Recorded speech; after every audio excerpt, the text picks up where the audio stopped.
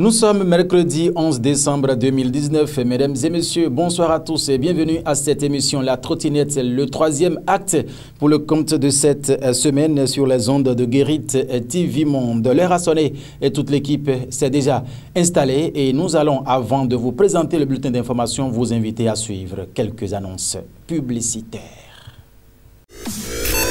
Pour ne rater aucune actualité relayée sur Guérit TV Monde, c'est simple et facile. Abonnez-vous à notre compte YouTube en tapant Guérit TV Monde. Guérit TV Monde, le leader des Web TV.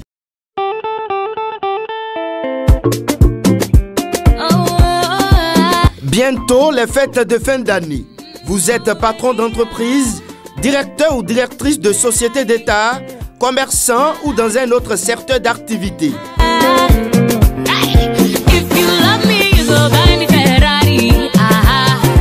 Guérit TV Monde vous ouvre ses antennes pour vous permettre de souhaiter à vos proches vos vœux pour la nouvelle année 2020. Pour tout renseignement, appelez le 00229 97 26 26 111. Guérit TV Monde, déjà à la guérite de la nouvelle année.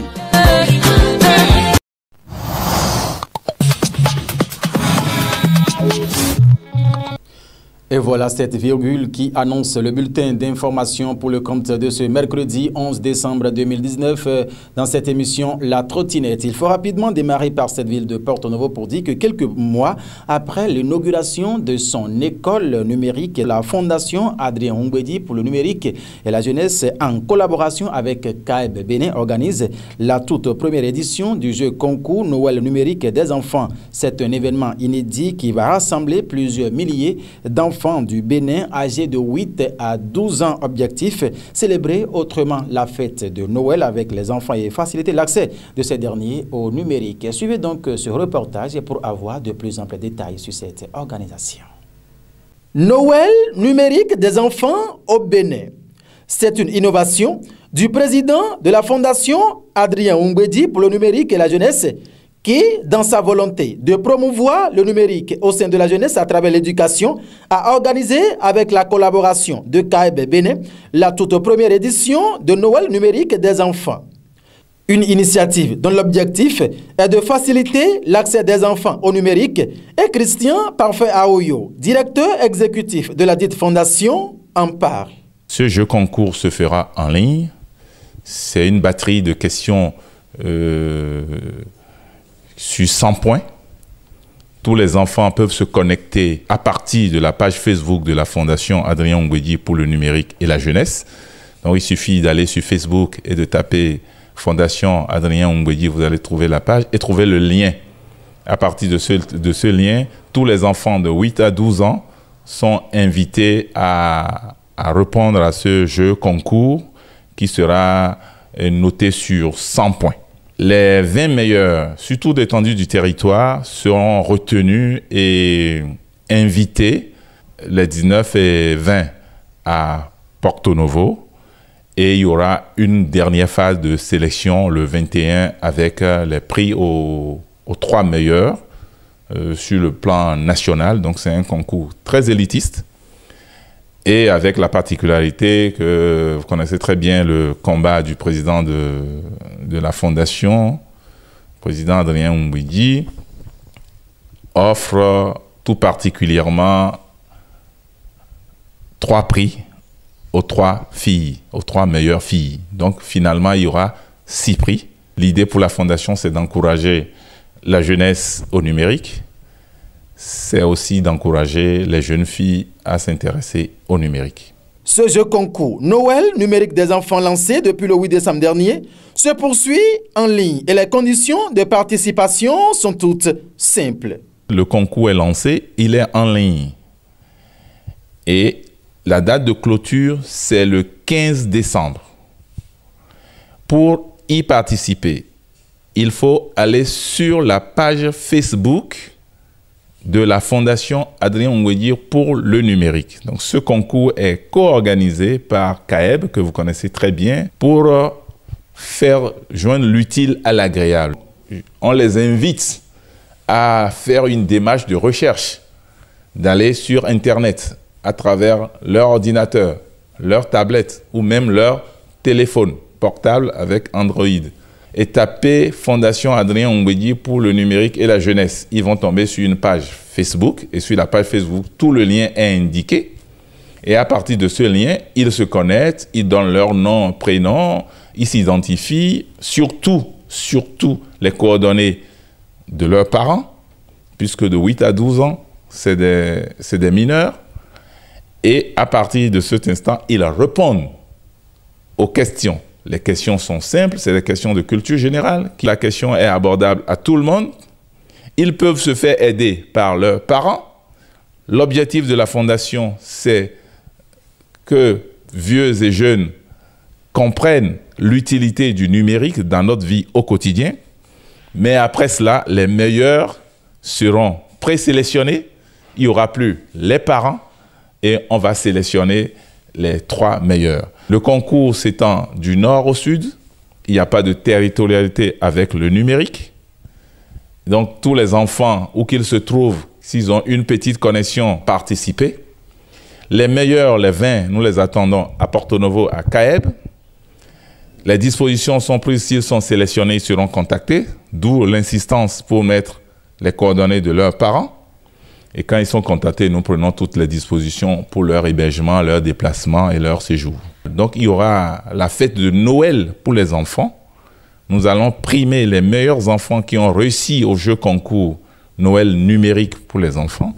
Et il y aura une fête comme on sait le faire à chaque fête fin d'année. Et l'idée de la Fondation Adrien Ongwedi pour le numérique et la jeunesse, c'est de faire ce concours chaque année. Il faut rappeler que toutes les dispositions ont été prises par le comité d'organisation du jeu concours Noël numérique des enfants. Et aucun cas de tricherie ne sera observé car les résultats sont connus au fur et à mesure jusqu'au 15 décembre prochain. Date de clôture de la première phase de ce concours numérique initié par la Fondation Adrien Ongwedi pour le numérique et la jeunesse. Et les participants âgés de 8 à 12 ans ont aussi la possibilité d'effectuer des recherches sur le net afin de défendre valablement leurs connaissances une fois sélectionnés. Celui qui a le cœur joyeux vit un festin constant, a-t-on coutume d'entendre, et de cette fête de Noël organisée par la Fondation Adrien Ongwedi pour le numérique et la jeunesse. Nous allons à présent parler d'une autre festivité. Il s'agit bien évidemment de la fête identitaire Ouéméroué dans la vallée de l'Ouémé cette année pour l'édition 2020 bien évidemment. C'est la commune de Bonou qui accueille les festivités. Antoine Bonou, à la tête de la coordination générale, s'apprête afin de dévoiler le tissu choisi pour les circonstances. Mais en attendant, mesdames et messieurs, Guérit TV vous propose de suivre ce qui suit. Pour la 11e fois consécutive, la vallée de l'Ouémé s'apprête à vibrer au son, au rythme et aux couleurs de Ouéméroué.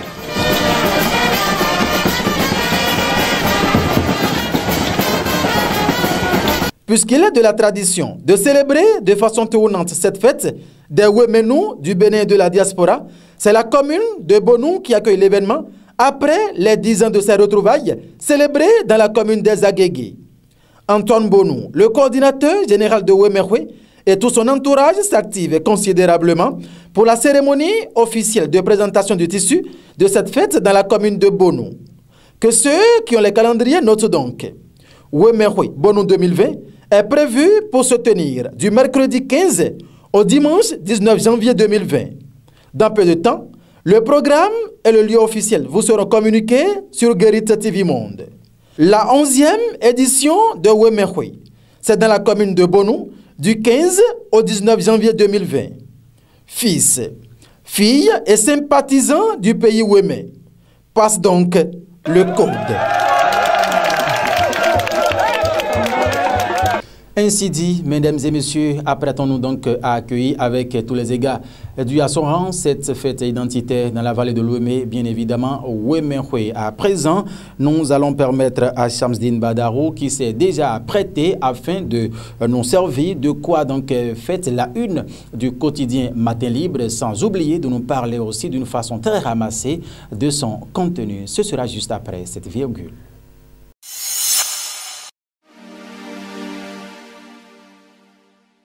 Bonjour à toutes, bonjour à tous. Nous sommes mercredi 11 décembre 2019 et bienvenue dans votre rubrique consacrée au contenu du quotidien Matin Libre. Matin Libre est le seul journal béninois immédiatement disponible dans les kiosques à Cotonou et à Parakou dès 7 heures. Matin Libre, titre manchette ce matin, gestion des enseignants non APE que cache le méli-mélo du gouvernement, s'interroge le journal.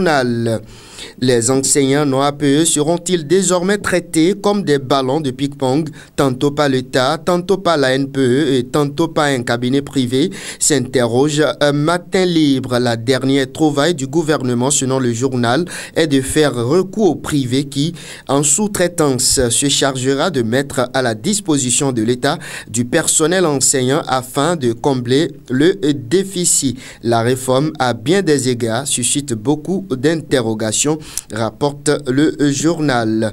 Autres titres font également la une du quotidien Matin Libre dans sa livraison de ce mercredi.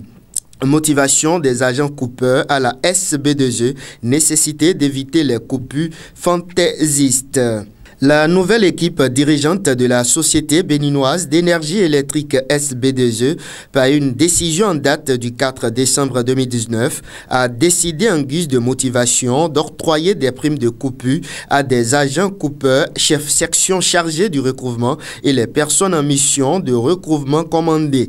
Même si la mesure en elle-même n'est pas nouvelle, ces motivations onéreuses qui devront désormais l'accompagner risquent de devenir une nouvelle hausse dans la gorge des petits consommateurs, précise Matin Libre.